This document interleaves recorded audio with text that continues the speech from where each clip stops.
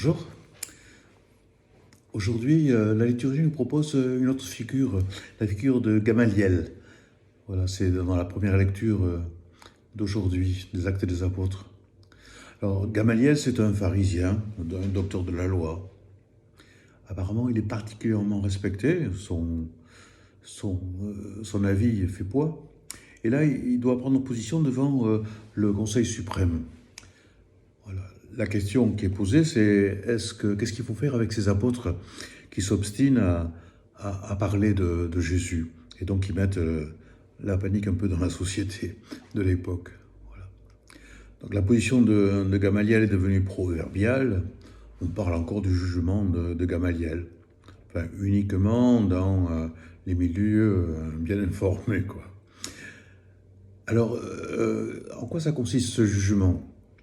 Selon lui, de deux choses l'une, ou l'action de ces apôtres-là, elle rejoint la volonté de Dieu, et là, on ne pourra rien faire contre eux, hein. Quoi qu'on fasse, on ne peut rien en faire, ou bien c'est une entreprise humaine. Et alors là, bon, si c'est le cas, ça tombera de soi-même. Bon, pourquoi il dit ça? Parce qu'il étaye sa position sur ce qui se passe à ce moment-là, hein, à cette période. C'est une période troublée, il y avait plein de faux prophètes, des révolutionnaires qui se levaient. Hein, il y avait des mouvements, des groupes qui se formaient. Voilà. Puis, en général, ça faisait long feu. Ça se terminait par un massacre ou par une dislocation du groupe. Voilà. Donc, d'après lui, d'après Gamaliel, il faut laisser faire. Et puis voir ce qui va advenir de ces disciples de Jésus. Hein. C'est-à-dire que, ou bien, donc ça vient de Dieu et puis ça va durer, ou bien c'est sans lendemain.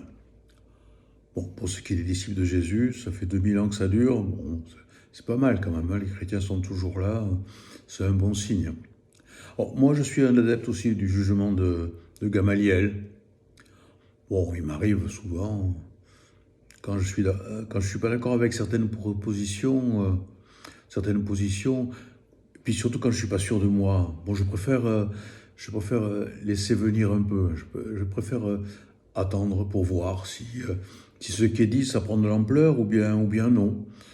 Voilà. Bon, c'est le cas en particulier avec l'Église. Hein, bon, quand je me sens mal à l'aise avec certaines orientations, ça m'arrive. Alors qu'est-ce qu'il faut faire? Il faut s'insurger, il faut monter au créneau, ou essayer de voir venir. Il m'arrive d'hésiter, de me dire, bon, à mon âge, que je sois dépassé, c'est quand même normal. Alors j'observe. Bon, la plupart du temps, je ne change pas d'avis, hein. Je me dis que la tradition que je porte, elle peut avoir encore sa place aujourd'hui. Bon, il m'arrive aussi d'évoluer des fois, de trouver que ce qui se passe, c'est bien, de changer certaines de mes habitudes, c'est vrai, hein. Bon, je me dis que, bon, pourquoi? Bon, je me dis que hein, mon temps est en grande partie passé, qu'il faut avoir confiance en l'avenir, hein, dans mes grands moments de foi, en plus, quand ça va vraiment bien, j'arrive à croire à la manière de Gamaliel que l'Esprit Saint est à l'œuvre et qu'il souffle où il veut, que c'est peut-être lui qui est en train de souffler, même si moi je ne suis pas dans son souffle. Bon, ça c'est moi, c'est peut-être vous aussi, mais vous aussi sans doute que vous vivez quelque chose d'un peu semblable avec vos enfants. Bon, au début, vous aviez des grandes résolutions sur la manière dont vous vous comporterez avec eux. Et puis aujourd'hui, vous faites souvent des écarts, je pense, hein. Bon, c'est normal, comment être sûr de ce qui est bon pour eux? Ils ont leur route à faire, parce que c'est pas la nôtre. Bon, il n'est pas question de flancher sur certaines valeurs, mais ou lâcher sur d'autres. Alors, où est le meilleur?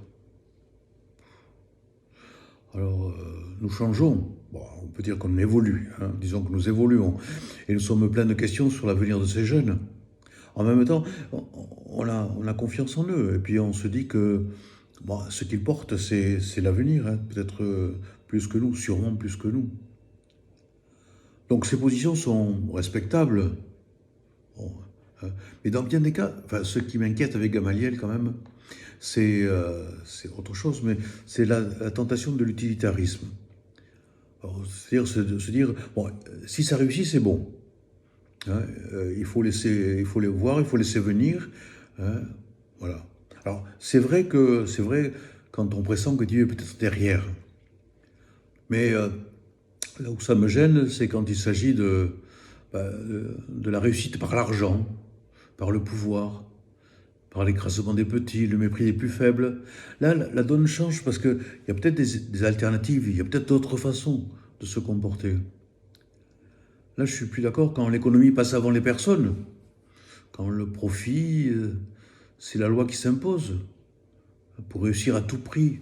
Ben là, je commence à être inquiet, plus que ça même. Bon, je veux bien qu'un excès de morale soit un obstacle à la liberté et au changement. Mais quand il y a plus du tout de morale, où va-t-on quand on n'a plus de repères? Est-ce qu'un pays dont... Bon, vous voyez ce que je veux dire, mais un pays dont le président prône le repliement sur soi, hein, la priorité absolue donnée à son peuple, à America First, hein, le rejet de l'étranger, les armes, la première place donnée à la réussite, à l'argent, au mépris de la santé, de la solidarité, euh, du respect de l'autre, surtout s'il est différent.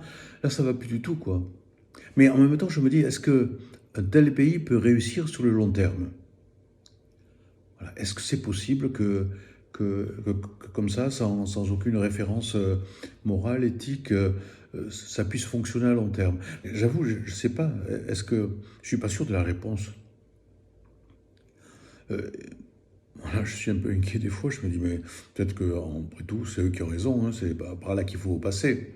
Bon, en même temps, si l'éthique n'est qu'un obstacle dont il est urgent de se libérer, moi, je suis inquiet, oui, pour l'avenir de l'homme.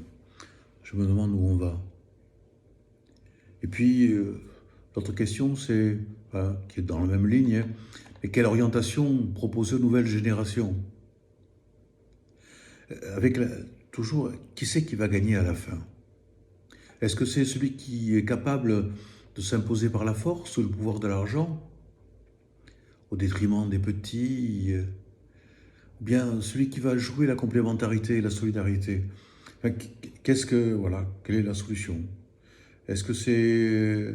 Bon, à un moment, c'était la lutte pour la vie avec Darwin. Après, on s'est aperçu que les petits aussi gagnaient des fois s'ils étaient solidaires, hein, s'ils se solidarisaient les uns avec les autres. Alors, voilà, comment ça va finir, quoi? Bon, s'il est naïf de croire que l'amour finira par l'emporter, si c'est naïf de dire que c'est ce chemin que nous avons à emprunter tout de suite, alors j'ai bien peur que Jésus soit mort pour rien. Alors on peut dire, au niveau de la longévité, son message a bien tenu, mais aujourd'hui, qu'est-ce qui est prêt à vivre comme lui, à le suivre? Aujourd'hui, bon, est-ce que dans le temps c'était mieux? Je ne suis pas sûr, mais voilà, qui c'est qui est capable de penser que là est l'avenir du monde, en ce Jésus? Puis pour nous, la question c'est un peu la même. Est-ce qu'il faut nous aussi, comme les apôtres, nous obstiner à parler de Jésus, ou bien se dire, bon, ben, c'est fini, il faut penser à autre chose? Vous me dites ce que vous en pensez?